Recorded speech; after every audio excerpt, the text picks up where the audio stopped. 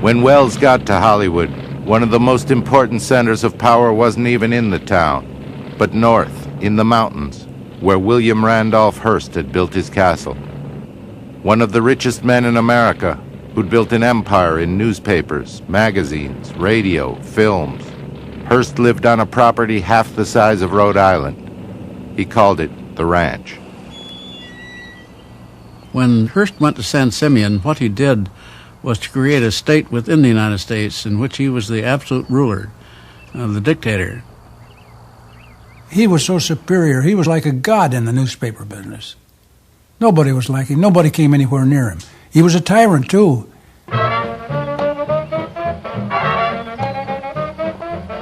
San Simeon for years had been the gathering place for Hollywood.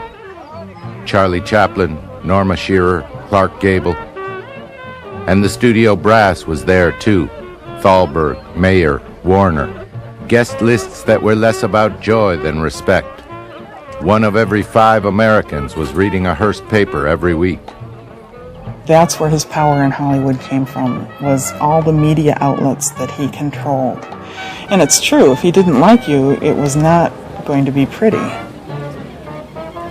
If you had a star and he did not, or she did not attend the lunch with Hearst's representatives in Hollywood, the order would go out. Out of the newspapers, out of every Hearst newspaper. Not the mention of his name. Ever. Again, dead. You know, and those poor fools out there got scared. Didn't understand until years later that the movies were more powerful than any newspaper ever could be. But they didn't understand that.